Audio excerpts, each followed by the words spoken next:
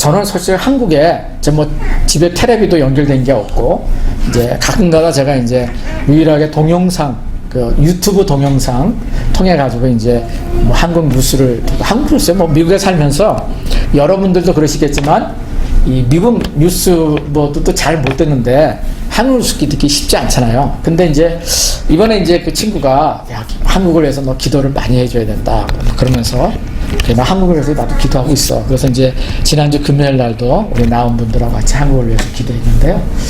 한국이 좀 심각한 것 같아요. 보니까 뭐 경제도 어렵고요. 거기다가 지금 외교적으로도 미국하고 완전히 지금 등 돌려 있는 모습으로 보이고 또 일본하고도 지금 뭐 경제적으로도 막 그렇고 중국도 또 북한도 문재인 저는 뭐 이렇게 문재인 정권을 뭐 좋아하고 나쁘고 이런 거 없습니다. 그냥 단지 하나님께서 허락하셔서 그분이 대통령으로 대한민국의 대통령으로 세움을 받은 사람이잖아요. 그분이 사회주의자라고 하는 걸 알아요. 그래서 좀 염려가 되는 건 있습니다. 제 개인적으로. 그렇지만 옛날에 뭐 전 박근혜 대통령 있을 때도 참 그분도 그냥 말도 안 되는 그런 일을 해서 뭐 추방했다. 뭐 그런 일, 저는 정치에는 뭐 저가 별로 관심이 없기 때문에 그냥 대한민국을 하나님 불쌍히 여겨 주십시오. 그리고 하나님 대한민국에 어떤 정치 위정자들이나 그런 사람들보다도 하나님 대한민국의 영적인 지도자들을 깨워주시고 한국에 있는 교인들을 정말 주님만을 의지할 수 있는 올바른 신앙 가운데 돌아와서 정말 자기 나라 우리 조국 대한민국을 위해서 기도할 수 있는 기도자들을 깨워달라고 저는 그렇게 기도해요. 그런데 이제 이번에 이 친구의 이제 기도 제목과 이런 걸 나누면서 한국에 이제 지금 시끌벅글하고 있는 주제가 있더라고요. 그래서 조국이라고 하는 법무부 장관 후보자가 나와서 이제 법무부 장관이 되느냐 마느냐 자격이 있다 없다 그리고 서로 이제 대한민국의 의견이 이제 엇갈려 가지고 이렇게 여론전 이렇게 하여튼 싸움을 하는 거예요. 그런데 이제 저도 법무부 장관 어떤 장관이든지 되는 건 한국에서 하는 거니까 이랬는데 이제 이 친구의 얘기를 또 듣고 이렇게 이제 보내준 영상들을 내가 몇 개를 보면서 참 대한민국이 이 정도밖에 안 되는가. 점점 심각해지는구나 대한민국이. 그러니까 경제라든가 먹고 사는 문제도 문제지만 더 중요한 거는 한 나라의 지도자들의 가치 그리고 국민들의 가치가 어디 있고 또 그들의 삶을 살아가는데 기준이 어디 있는가. 이 기준을 잃어버리면요 그 나라는 이 배가 떠다니면서 방향을 잡지 못한 채 그냥 표류하는 배와 같이 그냥 나라가 표류할 수밖에 없는 것입니다. 그래서 한 개인의 삶도 이 기준이 중요하고 한 가정의 삶도 여러분도 다 가정이 있지 않습니까? 이 가정도 기준이 중요한 거예요. 그 기준을 잃어버릴 때는요 자녀들도 여러분 방향을 잃어버릴 채 세상에서 표류를 하는 것입니다.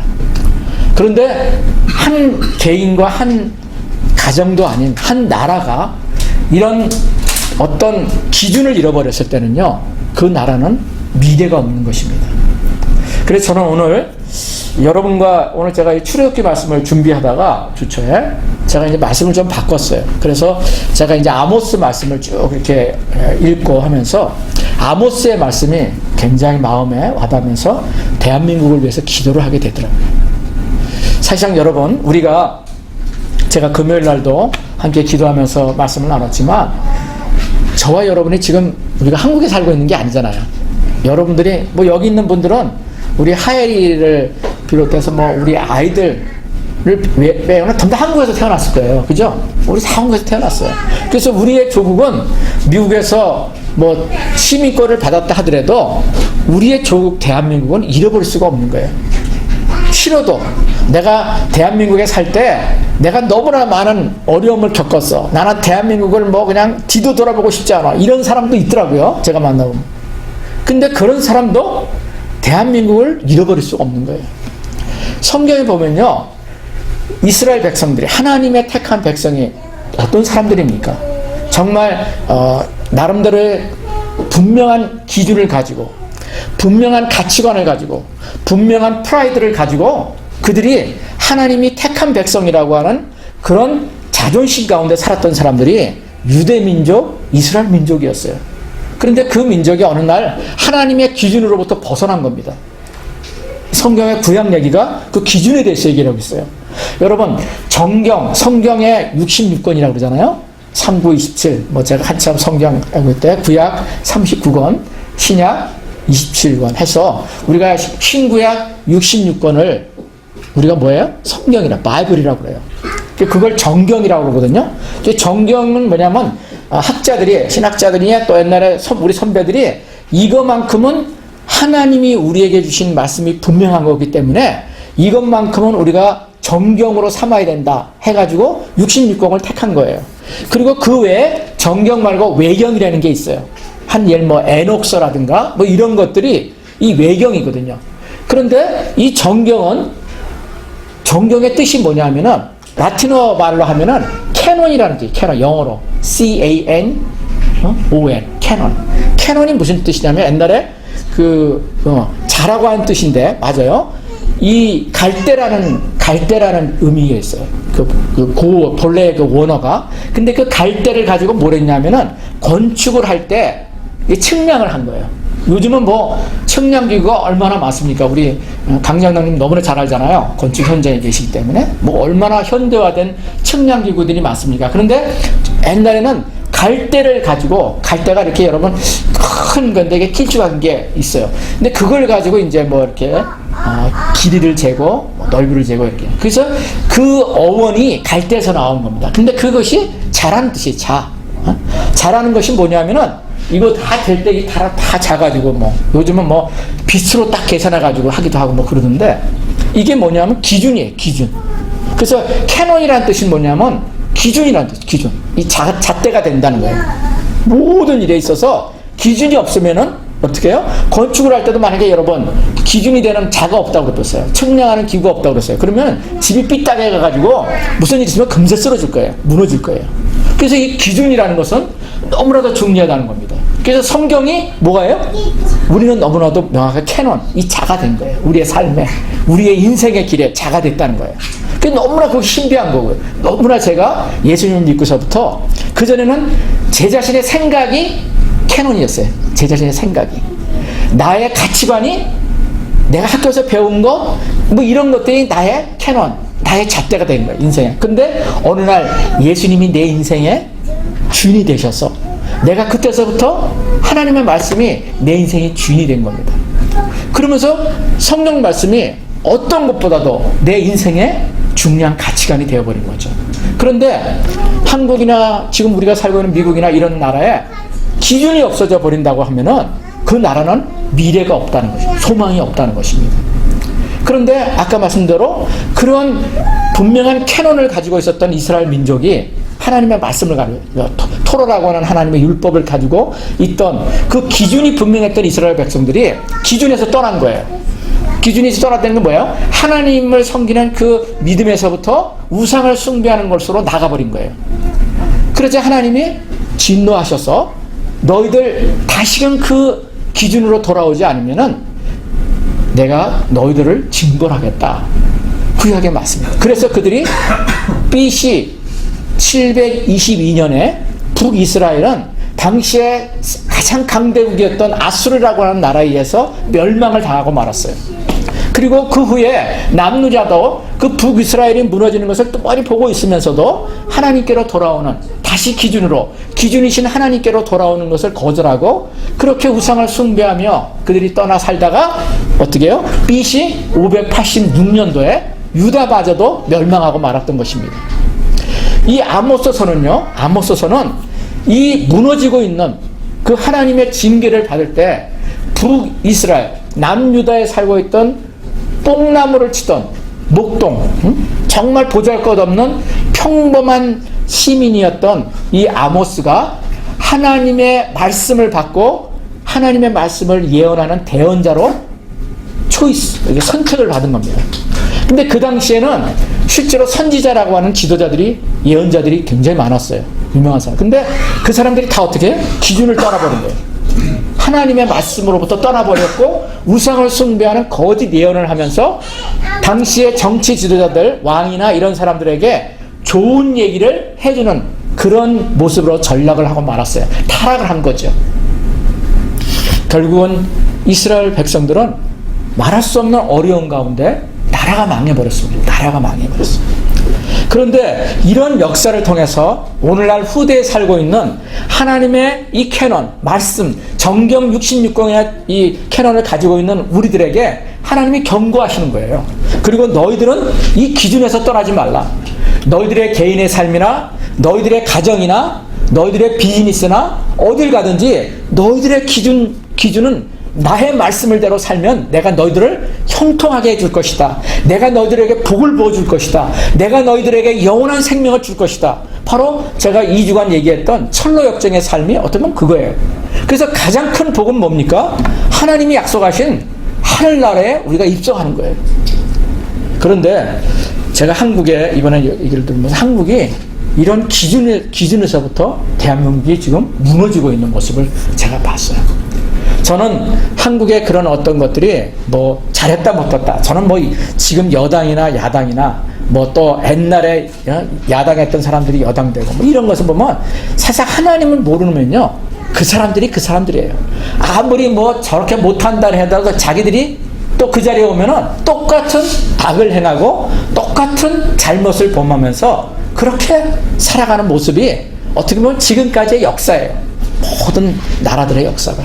그래서 저는 누구를 미워하고 똑같은 사람이다. 그런데 정말 중요한 거는 한 나라에 기준이 없어버리고 그 나라를 지도하는 지도자들이 기준이 없는 정치를 하고 나라를 다스릴 때는 정말 그것은 두려운 것입니다. 그것은 기도를 해야 돼요. 그런데 그 무너져버린 무너져버리는 이스라엘을 향해서 하나님께서 바벨론의 포로로 잡혀가고 아수리의 포로로 잡혀갔던 그 이스라엘 백성들이 얼마나 처참한 삶을 살았겠어요. 원수의 나라에 가서 노예로 산 겁니다, 여러분. 그런데 바벨론 포로로 잡혀가 있던 남유다 그 사람들을 향해서 하나님이 에레미야 29장에 뭐라고 얘기하셨냐면 하나님이 직접 지시한 거예요. 제가 여러 번 그 기도할 때마다 쓰는 말씀이 있었죠.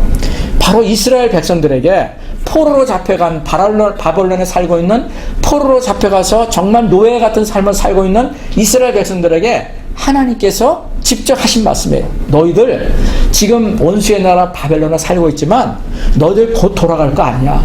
너희들 빨리 돌아갈 거로 생각하고 그 나라에서 어정쩡하게 살고 그 나라에서 그들을 원수와 같이 미워하는 삶으로만 살지 말고 너희들 자손과 같이 이 나라 바로 이 원수의 나라 바벨론에서 너희들 밭을 가꾸고 과수원도 가꾸고 아이들 교육도 시키면서 너희들 이 나라를 위해서 기도해. 이 나라의 왕들과 이 나라가 평안하도록 너희들 기도해야 돼. 그것이 비록 그 원수를 위해서 너희들이 기도하는 것보다는 너희들을 위해서 그것이 내가 너희들에게 주는 명령이야. 하나님이 그런 말씀을 에레미야 29장 4절부터 7절까지 그 바벨론의 포로로 잡혀있는 사람들에게 기도하라고 하나님께서 말씀하신 그렇게 내용을 봅니다. 저는 그 말씀이요 굉장히 중요한 말씀입니다. 오늘날 우리가 미국에 살고 있지만 여러분 우리는 한국에 가서 뭐 안 살 수도 있어요. 뭐 여행도 안 갈 수도 있어요. 그렇지만 내 나라 조국 어떻게 보면 내 부모님이 살고 있을 수도 있고 내 친척이 살고 있고 어떻게 보면 자녀가 살 수도 있는 그 땅을 위해서 여러분 기도해야 될 책임이 있는 것입니다. 왜? 이것이 하나님이 우리에게 주시는 마음이에요. 마음. 그래서 이 나라 지금 대한민국에 되고 있는 그런 모습들을 보면서 우리가 참 기도해야겠구나 이런 마음을 제가 가졌습니다. 제가 오늘 이 말씀을 이 아모스 5장 24절 말씀을 제가 하고 디모데후서 3장 16절 17절 말씀을 가졌는데요. 여러분 그냥 들어보세요. 짧은 말씀이니까. 아모스 5장 24절에 보면은 이런 말씀이 있습니다. 오직 정의를 물같이 공의를 마르지 않는 강같이 흐르게 할지어다. 영어로 보면 But let justice roll on like a river, righteousness like a never failing stream.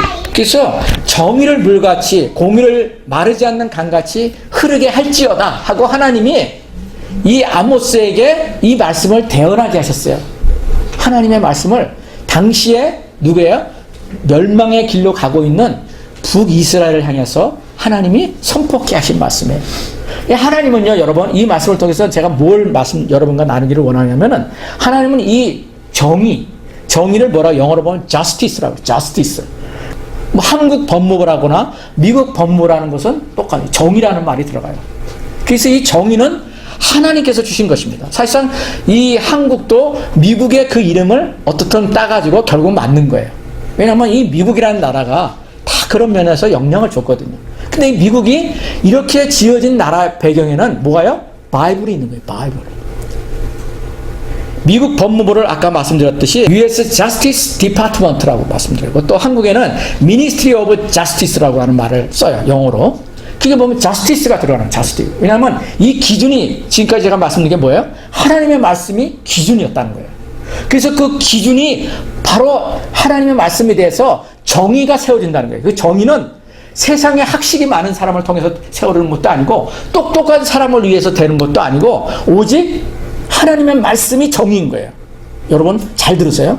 그래서 우리가 여기는 정의가 없네, 이 나라는 정의가 없네, 저 사람은 정의가 없는 사람이야, 이렇게 누구에게 얘기를 할 때 거기에 하나님의 말씀을 떠나서는 그 사람이 그 말씀을 모르고 사용할지라도 여러분이 그걸 알고 계셔야 돼요. 이 말씀이 기준이 돼서 이 정의는 일어나고 정의는 살아나는 것이다. 그런데 이 정의와 이 righteousness라고 하는 아까 공의라고 하는 사실상 예수님이 그래서 의로우신 자, 유일한 의인은 없나니 하나도 없나니 오직 예수 그리스도만이 의인이라고 얘기를 했잖아요. 그래서 이 의인이라는 얘기가 righteousness. 그래서 이 의를 얘기할 때도, 지금 얘기한 공의를 얘기할 때도 성경을 떠나서는 할 수 없는, 예수님을 떠나서는 말할 수 없다는 거죠. 그런데 하나님을 믿지 않고 예수님을 믿지 않은 사람들도 또 그런 똑똑한 단어들은 다 사용해요. 정의 어떻다고 얘기하고 의롭고 뭐 공의가 어떻다고 얘기를 한단 말이죠. 그런데 하나님께서 말씀을 이 땅에 있는 모든 백성에게, 이 땅에서 살고 있는 사람들에게 너희들은 이 땅에 살면서 정의를 행하고 또 공의를 행하며 살아가라. 이것이 하나님께서 우리에게 주신 명령이에요. 이게 율법에 다 들어가 있는 거죠. 자, 오늘 이 말씀을 제가 가지고 있으면서 재밌는 제가 자료를 생각이 나서 이렇게 제가 여러분에게 소개를 해드리고 싶어요. 여러분, 중산층이라고 하는 말 들어보셨죠? 중산층. 여러분은 미국에 살면서 나는 중산층이야 라고 생각해 본 적 있으세요? 사람들은 그런 말 많아요. 그래서 요즘 지난번 이제 트럼프 대통령 되기 전에 그 오바마 대통령 때부터 중산층이 무너졌다, 경제가 무너지면서 이제 이런 얘기가 미국 언론에서도 나오고 또 한국에도 마찬가지로 얘기 나오더라고요. 근데 중산층이 도대체 뭐냐? 저도 궁금했었어요. 몇 년 전에. 어느 정도를 사는 사람이 중산층인가 그렇게 생각했는데, 한국에 있는 어느 사회학 학자가 이제 이 중산층에 대한 것을 연구를 해가지고 이번에 이제 학생들에게 가르치는데, 제가 이것을 굉장히 의미가 있어서 좀 이렇게 인용을 해왔어요. 인용을 하면서 여러분에게 좀 소개를 해드리고 싶은데, 한국 사람들이 말하는 중산층의 기준에 대해서 이렇게 얘기를 하고 있어요. 대한민국 사람들의 중산층은 이런 거라는 거예요. 여러분 들어보세요. 재밌어요. 부채 없는 30평 아파트에 사는 거예요. 부채 없다는 건 뭐야? 론을 안 받고 내가 캐시로 그냥 아파트를 30평대 이상인 아파트로 살고 있다. 그러면은 일단 중산층에 일단 부류에 들어가세요. 그리고 이제 두 번째는 그것만 가지고는 안 되고, 첫째는 월 500만 원 이상의 급여를 수입이 인컴이 있어야 돼요. 만스리 인컴이. 500만 원 우리 미국 돈으로 한 5,000 달러. 그리고 500만 원 정도의 급여를 받는, 한국에서는 500만 원 정도가 부부가 뭐 벌든지 어떡해가지고 500만 원 정도의 수입을. 세 번째는 2000cc급 중형차를 자기가 몰고 다녀요. 가족들이 들리는 2000cc급이면 어떻게 되죠? 저는 보통 우리가 타고 가는 SUV가 CC가 어떻게 돼요? 자동차 박사님? CC로 해요. 아무튼 좀 좋은 차, 중형차 정도, 아마 우리 SUV급 정도 된다 봐. 그 다음에 네 번째는 1억 원 이상의 예금 잔고를 캐시로 은행에 예금해 두고 자기가 필요할 때 anytime 꺼내서 쓸 수 있는 여력을 가지고 있는 사람. 이게 대한민국 중산층 기준이죠. 그 다음에 다섯 번째, 연 1회 이상 해외여행을 좀 다닐 수 있는 사람. 여러분 중산층이세요? 대한민국에서 얘기하는 이 중산층이 뭐예요? 기준, 잣대, 캐논이에요. 이건 하나님을 믿는 사람들이 아니라 그냥 지그들이 나름대로의 이 사람은 중산층이야. 나는 중산층으로 살고 있어. 이렇게 살고 있다는 거예요. 저는 이걸 보면서 명확하게 좀 알겠더라고요.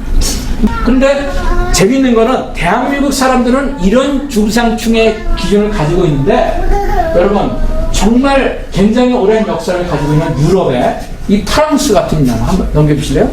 프랑스 같은 나라에서 그 중산층의 기준은, 이거 실제로 있는 데이터가 맞는 거랍니다. 첫째는 이게 재밌어요. 우리 한국에 사는 하고는 전혀 달라요.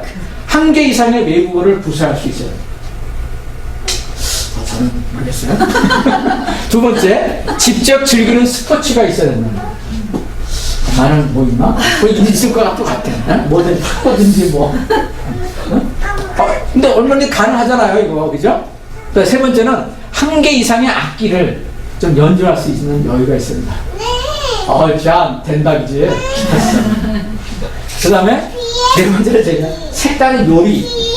그래서 요즘 제가 요리를 배우고 있거든요. 중산층에, 프랑스 기준의 중산층에 들어갈 수 있는.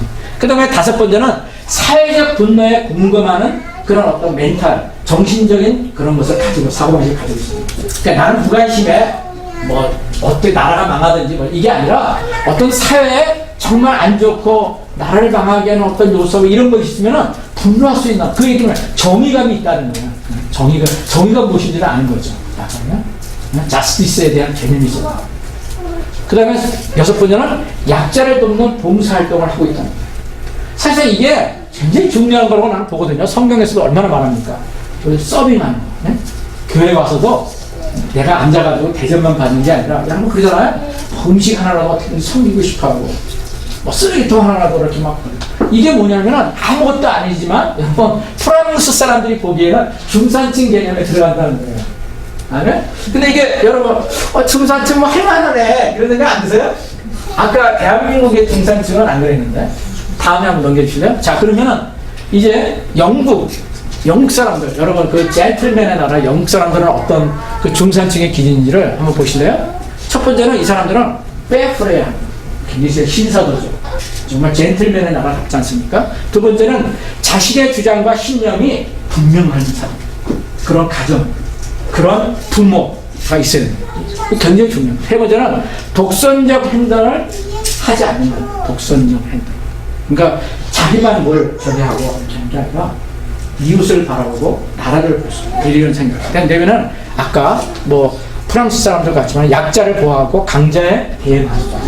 이 약자를 보호하는 어떤 그런 마음, 하트 이런 것들이 이게 보면은 어떤 외적인 게 아니에요, 그죠? 아까 프랑스 사람들 그랬지만은 이 중산층의 개념은 절대로 어떤 외적인 물질적인 관계 아니라는 거죠.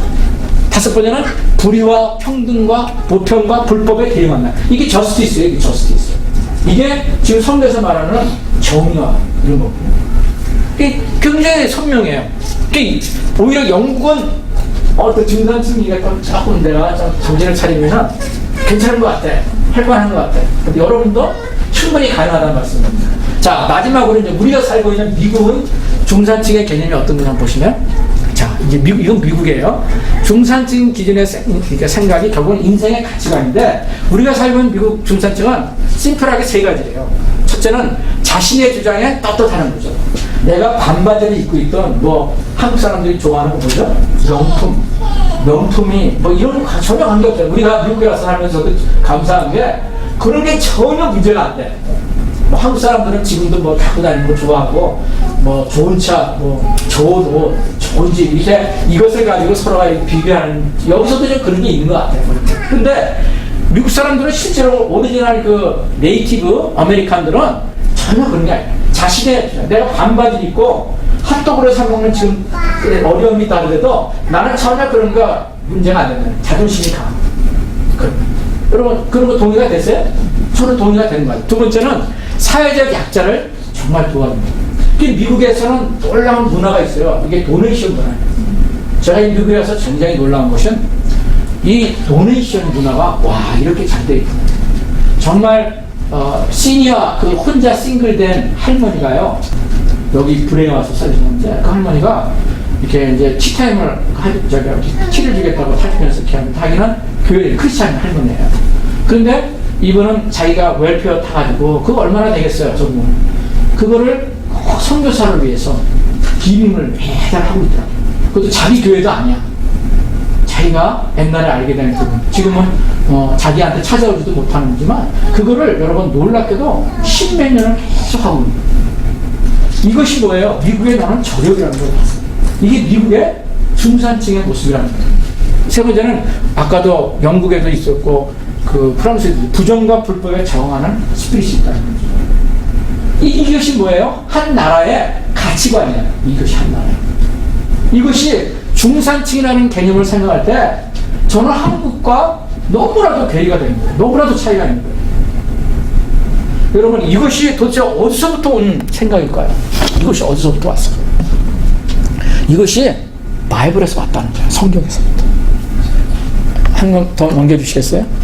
제가 이제 마지막으로 보면 한 번밖에 살 수 없는 인생 누구를 위해 삶을 살아갈 것인가. 이 가치관은요, 여러분 생각해 보세요. 우리 대한민국의 가치관은요, 남을 위해서 살아가는 거야. 남한테 내가 잘 보이고 남이 나를 어떻게 생각할까. 이게 너무나도 중요한 부모 세대부터 자녀들까지 전체를 휘두르고 있는 가치관이에요. 그러니까 힘든 거예요. 사람들의 보기에는 번쩍하고 삐까번쩍하지만 안에는 다 내면적인 삶은 너무나도 힘든 거야. 내면적인 삶은. 이게 지금 대한민국의 현재의 모습이기도 해요.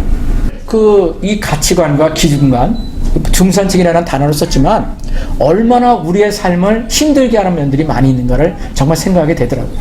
근데 이제 이번에 한국에서 지금 온 나라가 시끌게 한 4주 정도를 시끌게 했던 그 내용이 이 법무부 장관, 아까 그랬잖아요.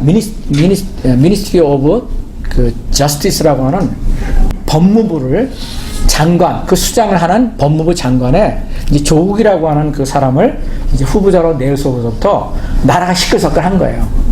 그 지금 이제 뭐 오늘 내일 이제 이 사람을 그 청문회까지 다 끝났기 때문에 대통령께서 이제 그거를 어떻게 해요? 장관으로 임명하느냐는 건 이제 대통령의 이제 정결권이기 때문에 이제 그걸 기다리고 있는 것이 이제 오늘 내일이라고 하거든요.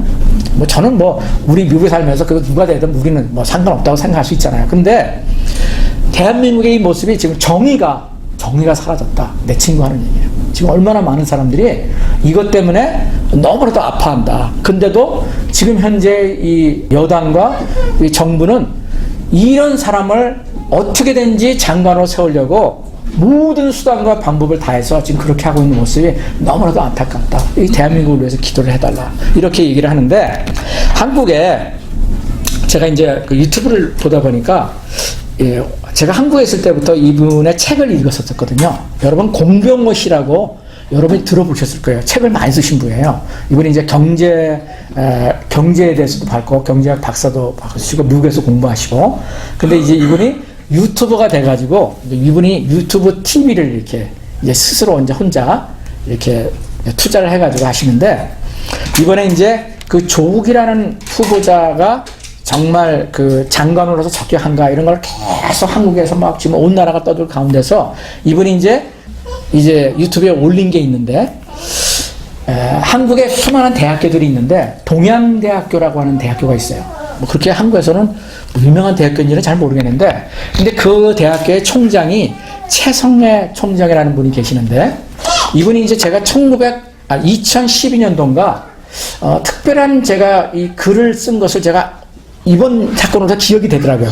이 글을 제가 읽은 적이 있었어요. 그분이 이제 대학교 총장으로서 한국에서 아무도 그런 발언을 하지 않는데 제가 그 당시에는 이 중국 선교사로 또 북한을 위해서 기도하는 그런 선교사로서 제가 이렇게 또 목사로서 마음을 가지고 있었기 때문에 다른 글은 안 들어오는데 그런 글들은 이렇게 하나 이렇게 마음에 들어오는데 그분이 이제 당시 학계에다가 대학교 총장 쓰는 어떤 거에서 이렇게 발표한 발표 글이 있었어요. 근데 그 글 속에 그분이 대한민국이 북한의 인권을 너무나도 무관심하다.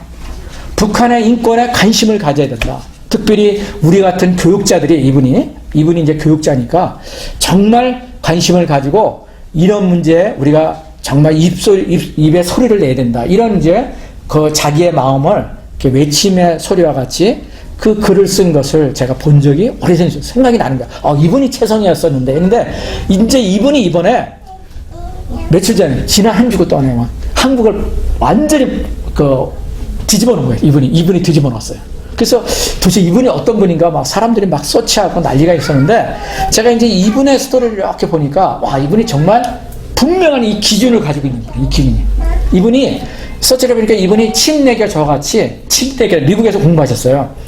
침례교 그 패스터 목사가 되셨고 이분이 또 MBA까지 공부하셨어요. MBA. 그러니까 굉장히 나름대로 똑똑한 사람인 것 같아요. 미국에서 MBA까지도 하고 그래서 이제 교육자가 돼서 이제 한국에 가서 아마 선친에 이어서 이제 대학교 총장을 맡으신 분인가 본데 이분이 그렇다고 해서 지금 여당들이 말하는 막 완전히 이거는 태극기 부대다 뭐 이렇게 얘기하는데 태극기 부대야 뭐 저는 관심도 없는데 태극기 부대다 해가지고 몰아치는데 이분이 태극기 부대도 아니야 보니까 이분이 이제 야당과 여당을 아주 중간 노선을 밟으면서 자기의 소신껏을 얘기하는 그래서 야당의 사람들도 올바르면 기용을 해서 대학교에 교수로 시키고 뭐 이렇게 하는데 조국 씨 와이프가 이 동양대학교 교수로 있는 거야. 최성애 총장이 있는 동양대학교 교수예요.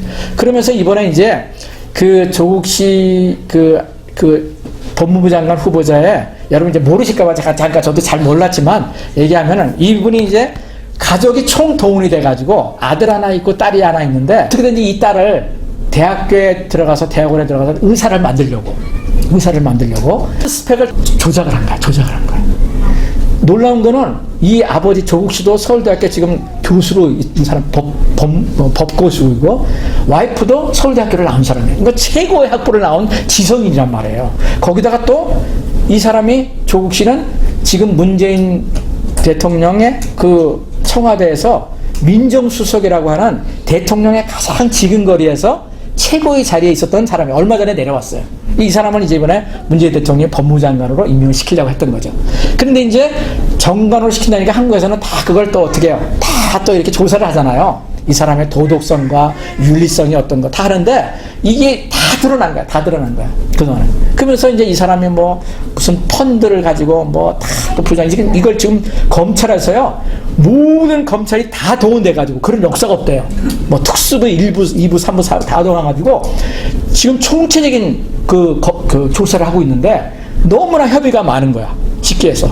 그런데 지금 가장 한국에 이슈가 되고 있는 거는 교육 문제가 가장 심각하거든요. 왜냐하면 다 자녀들이 있으니까 어떻게든지 대학교 들어가는 것이 가장 적인데 이 아이가 대학교 들어가는 걸 전부 부정적으로 해가지고 들어갔다는 게 이번에 다 밝혀진 거예요.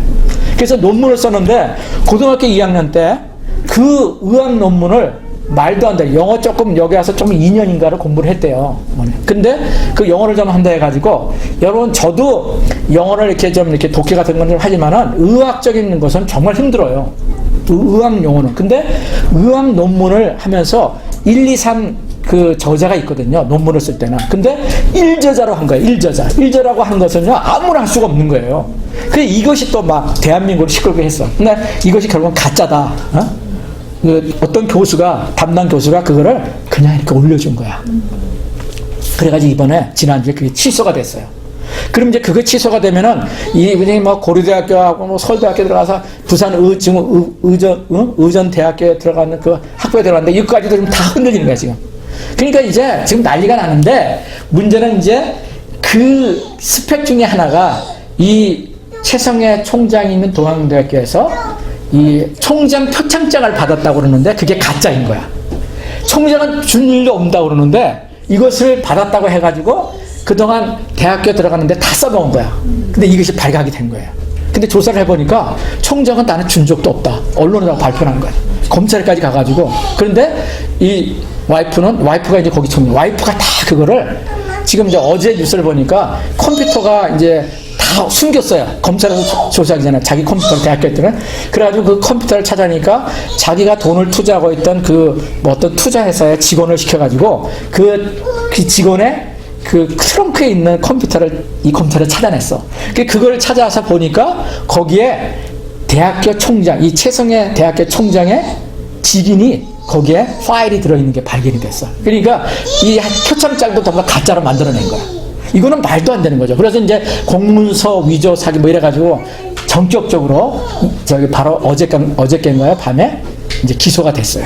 그러니까 지금 이제 대통령도 지금 이제 보통 뭐냐 이걸 지금 시켜야 될 것이 말까 그런 거 있는데 지금 이제 제가 뭘 얘기하면 제가 이런 것에는 뭘 저기 없고 중요한 거는 이 최성해 총장이라는 사람이 이렇게 정직하게 얘기를 하니까 여당 지금 이제 청와대에서부터 해가지고 국회의원들 뭐 한국의 유시민이라는 사람이 또 앞으로 차기 대통령 후보라는 그런 사람인데 다 전화를 해가지고 압력을 행사한 거야. 당신이 그냥 찍었다고 얘기를 좀 해줘. 그러면 당신도 살고, 조국 가족도 살고 다 살아. 이런 식으로 해가지고 협박을 한 거예요, 전화로. 근데 그것도 하지 말아야 될 정말 중요한 사람이 누구예요? 조국 씨와 조국 와이프가 하지 말았어야 되는데 전화를 한 거야. 그것도 막 얼마나 다급했든지. 이것이 다 이제 최성해 씨가 언론에 발표를 해버린 거야. 왜냐하면 그 청문회 때 너무 이 사람이 하는 것이 거짓말스럽고 정직하지 못하고 그러니까 이 사람도 옛날에 그 자기 대학교 교수까지 해가지고 굉장히 친하대요. 조국 씨라고 하는 사람 가져가고도. 그런데도 이 사람은 절대로 법무부 장관이 될 사람이 아니다. 이렇게 얘기하면서 언론에다가 그거를 이렇게 이제 나누니까 이제 한국 막 완전히 나단이 난 거죠. 근데 이렇게 얘기할 수 있다는 것은 쉬운 게 아니라는 거예요. 왜냐하면 이 총장, 대학교에 앞으로 어떠한 압력이 들어갈지 이 정권과 권력이 있는 실세가 있기 때문에 그런데도 불구하고 자기가 너무나도 선명하게 보여준 거예요. 이 공병호 씨가 저도 몰랐는데 아주 명확하게 이 내용을 했는데 여러분이 이 기준에 대해서 제가 오늘 여러분에게 나누고 싶어서 하는 거예요. 이 기준이요. 이게 남 얘기가 아니에요. 여러분도 특별히 우리 젊은 세대, 우리 좌한 형제나 우리 어네스트나 우리 장로님이나 이제 아직까지 가능성 있는 사람들은 어떤 위기의 순간이 일어났을 때 그 위기를 모면하기 위해서 자기가 가지고 있는 가치관을 그냥 숨겨버릴 수가 있어요. 거짓말할 수가 있고요. 부정직한 것에 그냥 가담할 수 있다는 거예요. 근데 이 최성해 총장이 순간적으로 그럴 수 있었던 거예요. 왜냐면 협박이 들어오니까 또 자기가 데리고 있는 교수니까 충분히 그래 내가 그냥 도장 찍어 적었다고 하고 말게. 그러면 그냥 조용히 해줄 수 있는 드러날 수 않는 일을 굳이 자기가 교육자의 양심으로 자기의 지금까지 살아온 그 인생의 기준을 볼 때 이건 아니다. 더욱이 이런 사람의 남편이 한 나라의 법무 장관을 하겠다고 하는 사람이 이것을 이렇게 거짓말을 하고 청탁을 이렇게 하는 정도면은 이것은 아니다. 이렇게 판단을 했다는 것은 너무나도 분명한 가치관이 그에게 있었다는 거예요. 이게 교육자의 양심이었고 이 목회자의 양심이었고 또 자녀들을 향한 그렇게 보니까 이 자녀들에 대해서도요 굉장히 정직한 사람이 있어요. 그래서 지금 한국에서 이분이 어떤 사람인가에 대해서 정말 이분을 정말 교육부 장관을 시켜야 된다고 이런 얘기까지 하는데 제가 이분의 영상을 보면서 정말 공감이 들었고 앞으로 저뿐만 아니라 우리 젊은 세대들이 어떠한 일이 있을 때 여러분에게 이런 청탁이 들어오고 위기의 순간이 있을 때 나의 기준이 뭔가 이런 것을 여러분이 선명히 갖지 않으면 얼마든지 이런 일에 여러분이 휩쓸려 들어갈 수 있다는 거예요. 이런 경계를 제가 보면서 이 생각을 좀 하게 됐습니다. 안녕하십니까. 공병호TV의 공병호입니다. 오늘 여러분들과 함께 최성해 동양대 총장에 관한 이야기를 좀 해보려고 합니다. 여러분이 아시다시피 최성해 동양대 총장은 조국 사건과 관련해서 여러 가지 인상적인 그런 장면을 연출했고 동시에 오늘을 살아가는 우리들에게도 주는 교훈과 시사점이 풍성합니다.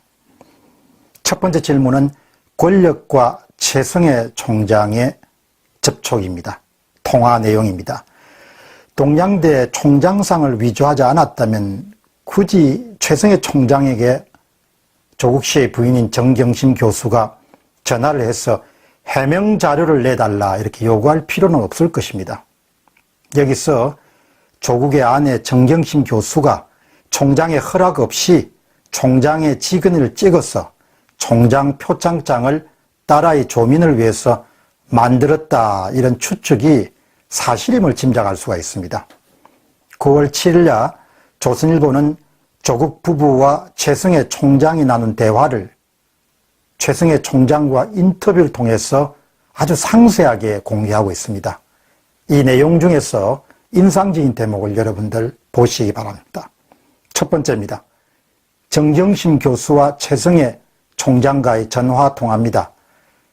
기자가 묻습니다. 어떻게 통화가 됐습니까? 그러니까 총장이 이야기를 합니다.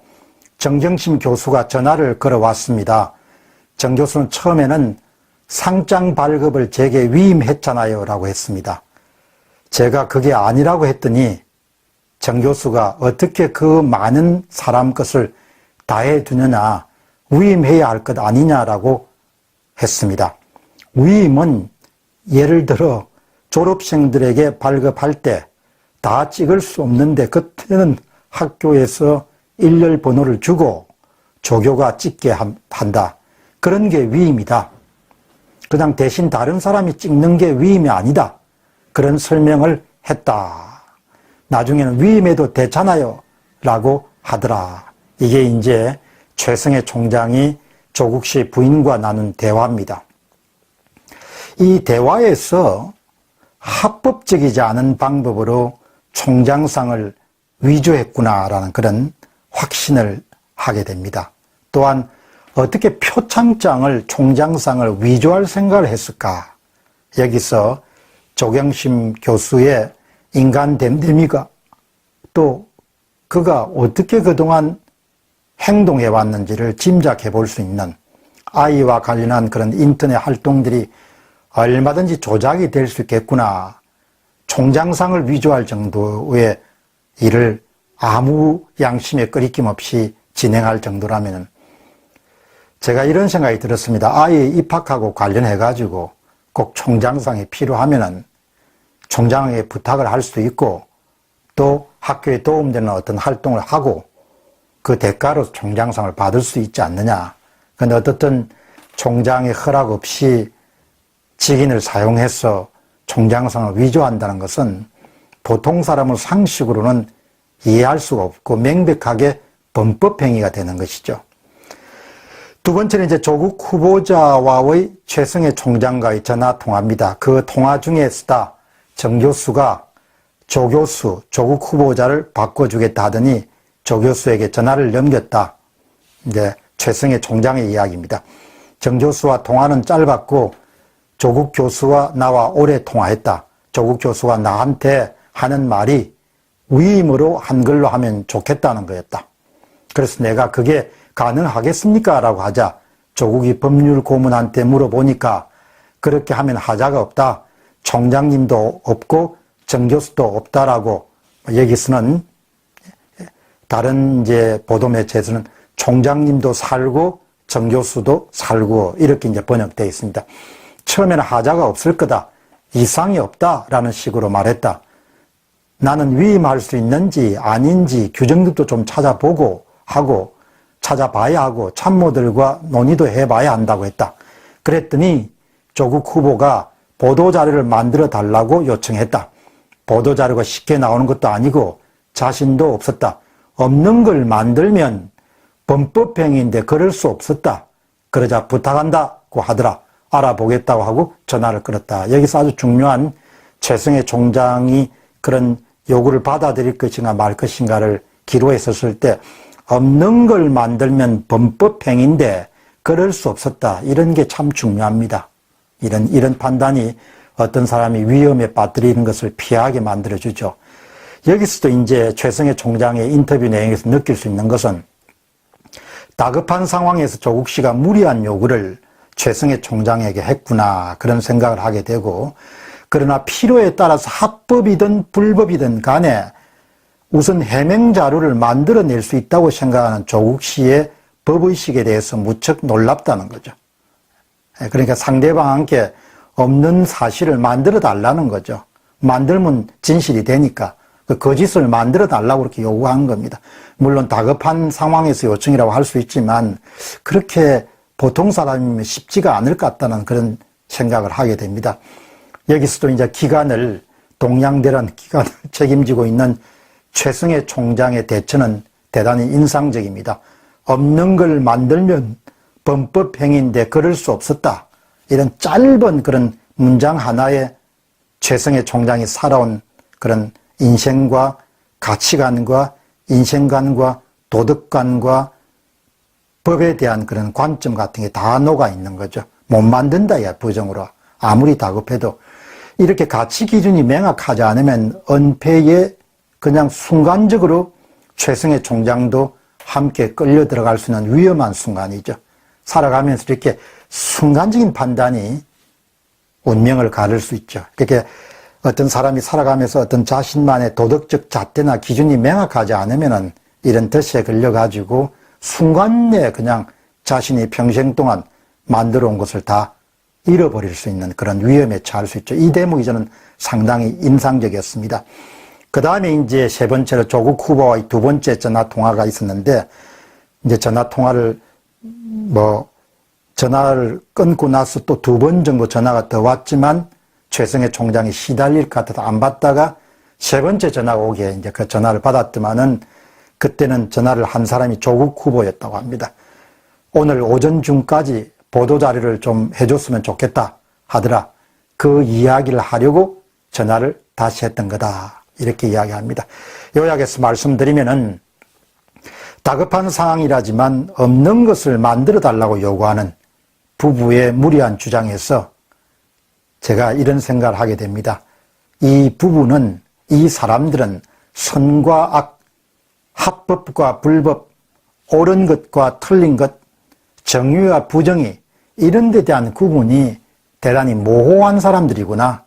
그렇기 때문에 얼마든지 아이들의 인턴 활동도 조작할 수 있고 표창장도 조작할 수 있고 무엇이든 목표 달성에 입학에 합법적이라면 무엇이든 수단을 도구를 합리화할 수 있는 사람들이구나. 그런 부분을 최성해 총장과의 대화에서 제가 느낄 수가 있었고요. 그 다음에 또 하나는 어떤 동양대란 조직을 책임지고 있는 기관장이 권력에 맞서는 경우에 인허가권을 쥐고 있는 교육부로부터 다양한 불이익이 따라올 수 있죠.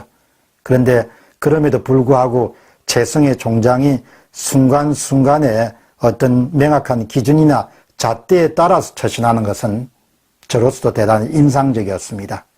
그래서 어떤 사람이 기준이나 잣대에 위반되지 않게끔 그렇게 처신하는 것이 대단히 중요하구나 하는 부분을 느끼게 됐고요. 그러나 만일 그가 아주 순간적으로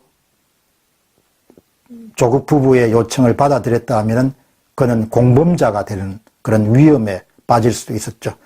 청문회를 지켜보던 최성해 총장이 한마디 툭 하고 던진 것이 조국 씨의 청문회를 보면서 조국 교수가 엉터리 같은 말을 하신다.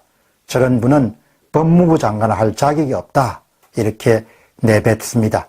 최성해 총장은 1953년생으로 올해 우리 나이로 66세입니다. 그 정도 나이가 되면은 잘 살아온 사람들은 웬만하면 많이 내려놨기 때문에 불법하고 타협을 하려고 그렇게 안 하죠. 공병호 TV의 공병호였습니다. 여러분, 제가 이제 오늘은 조금 색다른 주제를 여러분과 나누는데요. 우리가 인생을 살아가보면서 저도 정말 그랬던 적이 여러 번 있었고요. 위기에 있다라는 것이 있어요.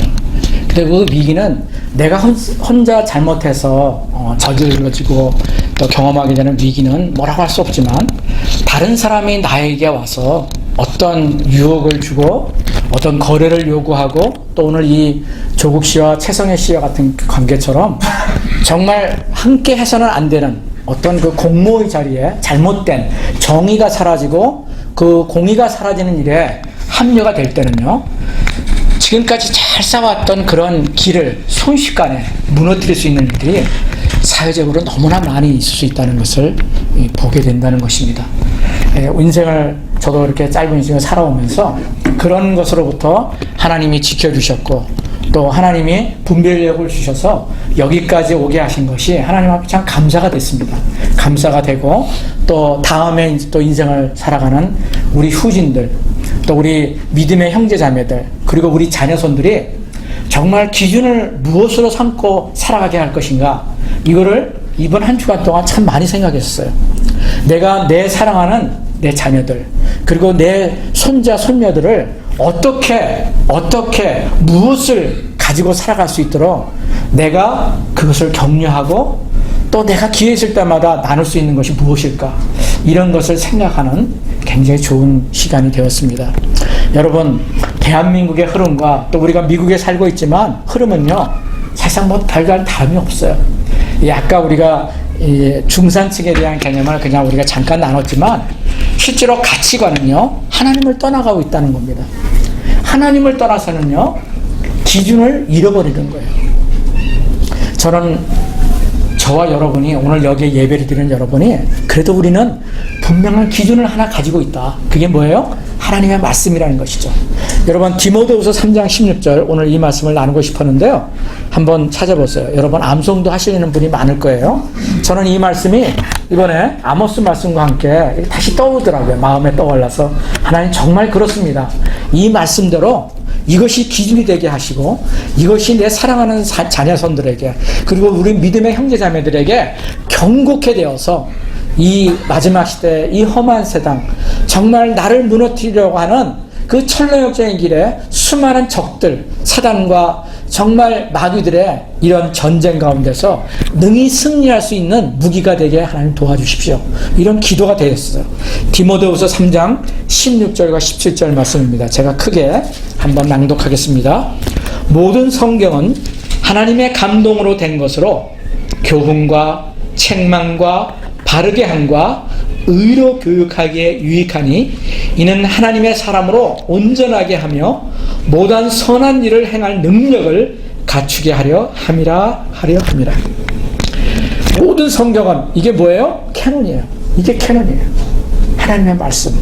정경인 66권이 캐논이라고 말씀드립니다. 그것이 잣대가 되어서 우리 인생의 기준이 되어서 내가 무슨 일을 생각하고 무슨 일을 판단할 때 그것이 기준이 되어서 내가 이것이 하나님이 주시는 올바른 것인가, 아니면 이 길로 가면은 정말 하나님이 말씀하신 이 천로역정의 길 가운데 떨어져 나가는 그런 천국과 가는 길은 전혀 상관없는 믿음의 성도들이 가서는 안 되는 길로 가는 길인가, 이거를 생각해야 하는 기준이 뭐예요?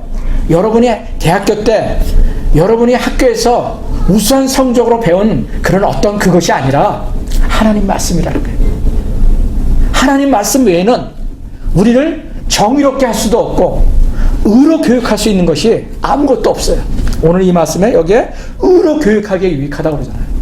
여러분, 우리에게 무엇으로 우리의 의를 가르치겠습니까?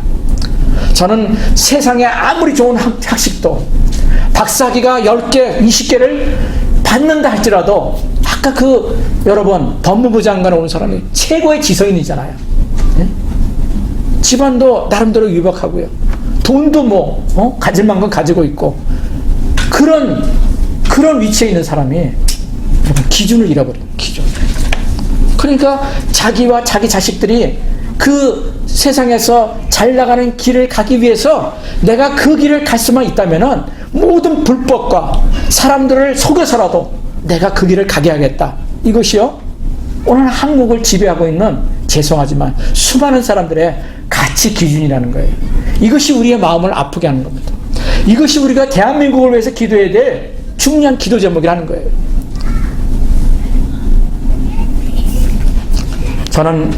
저나 각개인의 삶에서도 이 기준을 잃어버리지 않는 삶을 살 수 있도록, 지금도 마찬가지예요. 제가 주님 부르신 그날까지 철로역정의 길을 우리 영화를 보면서 봤잖아요. 끝까지 그 천국에 입성하는 그 폭포수 앞에서 그 뛰어드는 그 믿음의 순간까지 어떻게 해요? 우리는 계속 싸워야 되는 거예요. 그 기준에서 어긋나면 어떻게 해요? 우리는 그 철로역정의 믿음의 길에서 벗어나는 거예요. 그러면요, 여러분, 천국에 못 가는 거예요. 천국에 못 들어가는 거예요. 그냥 거기서 망설이다가 그냥 그 인생이 끝나는 거예요. 그런데 이 기준된 삶을 우리가 끝까지 붙들고 갈 수 있다면은 수많은 믿음의 선배들이 갔던 그 길을 우리와 우리의 자녀손들도 갈 수 있다는 것입니다. 이것이 얼마나 감사한지요. 제가 한 주간 동안 이 모든 일을 보면서 내가 대한민국을 위해서 기도하면서 하나님 앞에 감사가 됐어요. 하나님, 제 인생 가운데 이 기준을 알게 하신 거 너무나 감사합니다. 이 캐논을 알게 하신 거 감사합니다. 하나님, 이 기준을 꼭 붙들고 내 남은 삶을 꼭 걸어갈 수 있도록 은혜를 베풀어 주시옵소서. 이런 기도가 되었습니다. 오늘 예배에 참석하신 우리 하나님 한 사람들이 그런 삶을 살기를 소원합니다. 여러분에게 이 복의 말씀을 정말 한 구절 더 들려드리면서 오늘 말씀을 마무리할까 합니다. 시편 106편 3절에 보니까 복이 있도다. 복이 있는 것이 무엇인가를 얘기하시면서 앞에 이런 말씀을 하고 있거든요. 정의를 지키는 자들과 항상 공의를 행하는 자는 복이 있도다. 영어로 blessed are they who maintain justice, who constantly do what is right. What is right? 정의와 공의, justice와 righteousness, 이거를 행하는 자가 뭐예요? 복이 있대요. 제가 오늘 여러분에게 뭐 최성해 총장, 뭐 누구누구가 이렇게 하니까 이거 말씀드리는 게 아니라 하나님의 말씀이, 캐논의 말씀이 우리에게 길이 되는 이 나침판이 되는 이 하나님의 말씀이 이 말씀을 하고 있기 때문에 우리가 이 정의의 길과 공의의 길을 걸어가야 된다는 것을 여러분과 나누고 싶었습니다. 우리 잠깐 1분 기도하고 제가 마무리 기도하고 마치겠습니다.